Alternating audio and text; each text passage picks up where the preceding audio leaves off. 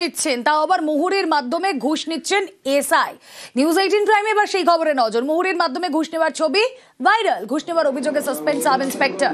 Electronics complex থানার ভিতরে ঘুষ তদন্ত কমিটি গড়ে অভিযুক্তকে সাসপেন্ড করলো বিধাননগর কমিশনারেট। 2022-এর প্রতারণা মামলায় আইও ছিলেন অভিযুক্ত তদন্তকারী।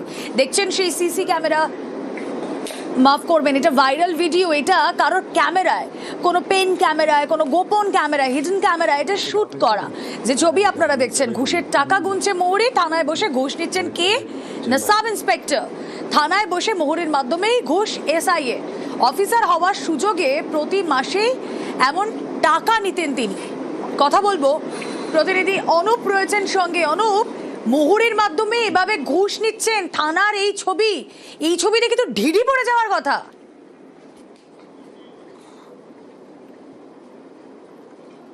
একবার এই ছবি কিন্তু ভাইরাল হওয়ার পরবর্তী বিধাননগরের পুলিশের পক্ষ থেকে তদন্ত কমিটি গঠন করা হয়েছিল, সিট গঠন করা হয়েছিল। তার পরবর্তীতে একেবারে সেই যে তদন্তকারী অফিসার যিনি ছিলেন, 2022 সালে একটি প্রতারণা মামলা, সেই মামলায় একটি অভিযোগ দায়ের হয়েছিল।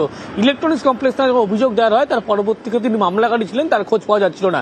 কিন্তু যে প্রতারণা লোন পাইয়ে দিয়েছিলেন পার্সেন্টেজ ভিতর, সেই ব্যক্তির যখন খোঁজ পায় তারপরেই কিন্তু পুলিশের পক্ষে তার সঙ্গে যোগাযোগ করা হয়। তাকে প্রথমে থানায় ডাকা হয়, তারপরে তাকে 164 করা আদালতে। এরপরেই তার কাছে তিনি অভিযোগ করছেন, অভিযোগপত্রে 15 লক্ষ টাকা দাবি করে এই তদন্তকারী অফিসার, এবং তিনি যখন দিতে অস্বীকার করে পরবর্তীতে ধাপে ধাপে দেওয়ার কথা বলে।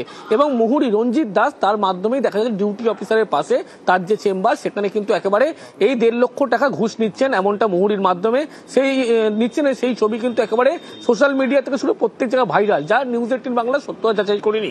কিন্তু এই অভিযোগ যখন হয়, এরপরে বিধাননগর পুলিশ তাদের যাতে ভাবমূর্তি না নষ্ট হয় তড়িঘড়ি কিন্তু সিদ্ধান্ত নেয় এবং একটি সিট গঠন করে। সিট গঠন করার পরবর্তীতে তদন্তকারী অফিসার তাকে জিজ্ঞাসাবাদ করে। জিজ্ঞাসাবাদে তিনি কিন্তু গোটা বিষয় একেবারে স্পষ্ট করেন। তারপরেই পুলিশের পক্ষ থেকে তড়িঘড়ি ব্যবস্থাটাকে সাসপেন্ড করা হয়। কিন্তু যে বয়ান দিয়েছে সেখানে আইসির বিরুদ্ধে বেশ কিছু তথ্য লিখে, যদিও পুলিশের পক্ষ থেকে এই যাবতীয় বিষয় খতিয়ে দেখা হচ্ছে। অন্যদিকে যে মুহুরীর মাধ্যমে এই ঘুষ নেওয়া হচ্ছিল তার বিরুদ্ধে এখনো কোনো ব্যবস্থা নেওয়া হয়নি। কিন্তু পুলিশের পক্ষ থেকে বলা হচ্ছে গোটা যাবতীয় বিষয় তারা খতিয়ে দেখছে, পরবর্তীতে তারা আরো পদক্ষেপ নেবে। যার বিরুদ্ধে অভিযোগ হলো তার বিরুদ্ধে কড়া পদক্ষেপ নেওয়া হচ্ছে, যাতে পুলিশের মনোবল বা ভাবমূর্তি না নষ্ট হয়। সেই কারণেই এই কড়া পদক্ষেপ, এমনটাই জানতে পারা যাচ্ছে। ওকে,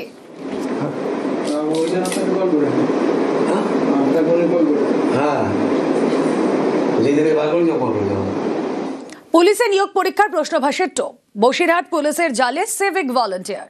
পরীক্ষার প্রশ্ন আগেই পাইয়ে দেওয়া টোপ, লক্ষ লক্ষ টাকা হাতিয়ে নেওয়ার অভিযোগ। প্রশ্ন ফাঁস যোগে কয়েকজন পরীক্ষার্থীকে জিজ্ঞাসাবাদ, টাকা হাতিয়েও প্রশ্নপত্র দেয়নি সিভিক। কথা বলবো, অনুপম রয়েছেন সঙ্গে। অনুপম, কিভাবে এই জালিয়াতি?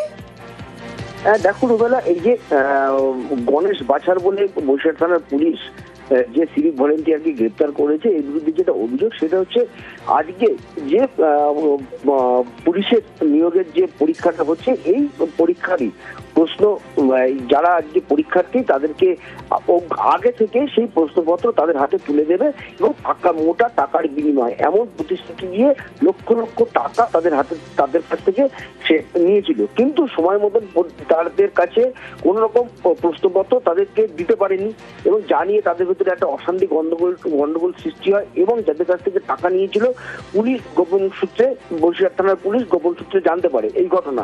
তখনই যারা টাকা দিয়েছিল, যেসব পরীক্ষার্থীরা, তাদেরকে বেশ কয়েকজনকে থানায় ডেকে নিয়ে আসে এবং তাদেরকে জিজ্ঞাসা করার পরে গণেশ বাছারের নাম জানতে পারে। এবং গণেশ বাছারকে যখন ধরে নিয়ে আসে, তাকে জিজ্ঞাসা করলে সে সব কথা স্বীকার করে। তার যেটা উদ্দেশ্য ছিল যে এই যেহেতু প্রশ্নপত্র থানায় আসে, সেই থানার থেকেই সে প্রশ্নপত্র সরিয়ে এই পরীক্ষার্থীদেরকে দেওয়ার তার হচ্ছে টার্গেট ছিল। কিন্তু সে তার যে ইচ্ছে সেটা সে করতে পারেনি, তাহলে সে কারণে বেশ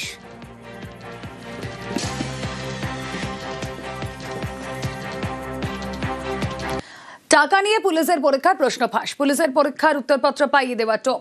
30 জন পরীক্ষার্থীদের হোটেলে নিয়ে যায় প্রতারকরা। টাকার বিনিময়ে প্রশ্নপত্র বিলির অভিযোগ। এসটিএফ দীঘা পুলিশের অভিযানে বড় চক্রের হদিশ। কথা বলবো, পঙ্কজ দাশরথী রয়েছেন সঙ্গে। পঙ্কজ, তুমি জানো যে পুলিশ কনস্টেবল পদে চাকরি রাজ্য জুড়ে চলছে আজকে। তার আগেই কিন্তু যেখানে বড়সড় সাফল্য বলতে পারো, যেখানে বড়সড় চক্রের হদিশ ছিল এসটিএফ ও দীঘা থানা ও দীঘা মোহনা থানার পুলিশ।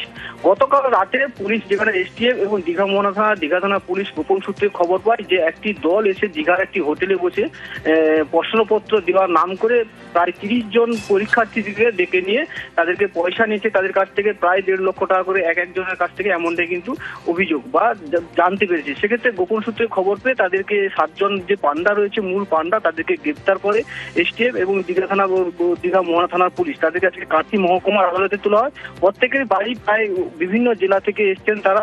একজন ছিল আর পার্থ সারথী এবং দ্বিতীয় জন ছিল রঞ্জিত মাইতি এবং তৃতীয় ব্যক্তি ছিল রাজু ভূঁইয়া, চতুর্থ ব্যক্তি ছিল অমল কুন্ডু এবং পঞ্চম হচ্ছে শ্যামল মাঝি।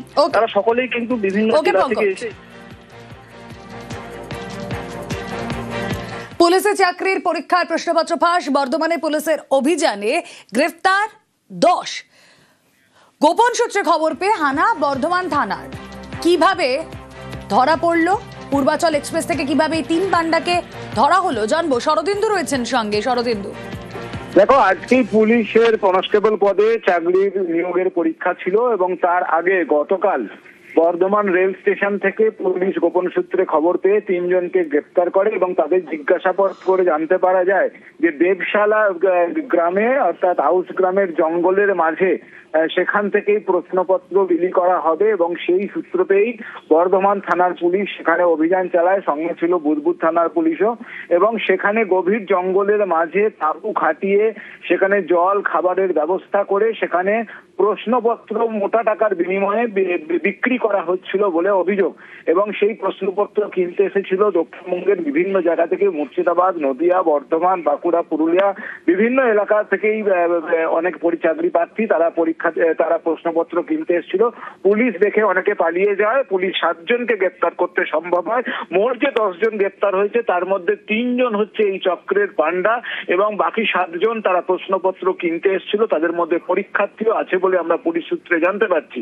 এবং যেটা জানা যাচ্ছে যে এই যে প্রশ্নপত্র চুরি চক্র এবং এই যে প্রশ্নপত্র বিক্রির চক্র, এই চক্র কতদিন ধরে সক্রিয় ছিল, কোন কোন জেলায় সক্রিয়, ধৃতরা সঙ্গে মূল পান্ডা কারা, এর সঙ্গে পুলিশের ভেতরের কেউ জড়িত রয়েছে কিনা, এই সব বিষয়গুলি পুলিশ তদন্ত দেখছে এবং আজকে ধৃতদের কোর্টে তোলা হয়েছে নিজেদের হেফাজতে নিয়ে তাদেরকে আরো এ ব্যাপারে বিস্তারিত জিজ্ঞাসাবাদ চালাবে পুলিশ। ওকে।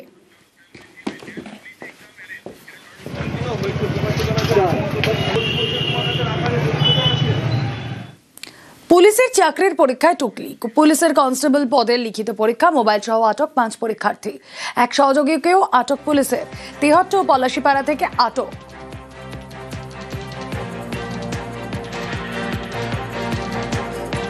পুরো পশ্চিমবঙ্গে কনস্টেবল রিক্রুটমেন্ট এক্সাম ছিল। তেহট্ট হাই স্কুল আর জিতপুর হাই স্কুলে আমরা দুজন টোটাল 6 জনকে ম্যাল প্র্যাকটিস করার সময় আমরা ধরি। নেতাজি হাই স্কুলে একজনকে মোবাইল সমেত আমরা ভেতরে ধরি এবং তাকে অ্যাসিস্ট করার জন্য বাইরে থেকে একজনকে ডিটেইন করি। টোটাল 6 জনকে আমরা আটক করতে পেরেছি। ছোট ছোট মোবাইল ফোন আমরা ইউজ করছিল ওরা এবং আমরা ওদের কাছ থেকে এটিএম কার্ডের মতো দেখতে অনেকটা রেপ্লিকা টাইপের, সেগুলো আমরা মোবাইল ডিভাইসই অ্যাকচুয়ালি ওগুলো আমরা উদ্ধার করেছি। ট্রেন থেকে গ্রেপ্তার 3 অনুপ্রবেশকারী। নদিয়ার রানাঘাট স্টেশনে গ্রেফতার করলো জিআরপি। ট্রেনে করে কাকদ্বীপ যাচ্ছিলেন 3 মহিলা। গ্রেফতার এক ভারতীয় দালালও। কিভাবে জানবো, প্রতিনিধি রঞ্জিত রয়েছেন সঙ্গে। রঞ্জিত, দেখো, 3 মহিলা তারা বাংলাদেশ থেকে তারা ভারতে প্রবেশ করে একেবারে অবৈধভাবে, কারণ তাদের কাছে কোনো বৈধ কাগজপত্র ছিল না এবং তারা রানাঘাট স্টেশন থেকে কাকদ্বীপ যাওয়ার চেষ্টা করছিল। তাদের সাহায্য করছিল ভারতীয় এক দালাল এবং গোপন সূত্রে খবর পেয়ে রেল পুলিশ রানাঘাট স্টেশন থেকে তাদেরকে 3 জনকে গ্রেপ্তার করে এবং তার পাশাপাশি তিনি সাহায্য করছে ভারতীয় দালাল, তাকেও গ্রেপ্তার করা হয় এবং তারা চেষ্টা করছিল কাকদ্বীপে তাদের আত্মীয় বাড়িতে যাওয়ার এবং কিভাবে ভারতে প্রবেশ করলেন সবটাই তদন্ত করে দেখছে রেল পুলিশ। তবে ভারতীয় দালালকে জিজ্ঞাসাবাদ জানার চেষ্টা করছে যে তাদেরকে কোন পথে কিভাবে সীমান্তে পেরিয়ে ভারতে সাহায্য করা হচ্ছিল, সেটাও কিন্তু খতিয়ে দেখছে রেল পুলিশ। তবে আজকে আদালতে তোলা হলে যে দালাল রয়েছে তাকে পুঁজিবাদে নির্দেশ দেয়, বাকিদের 14 দিনের জেলের মধ্যে নির্দেশ দেয় রানাঘাট আদালত। বেশ।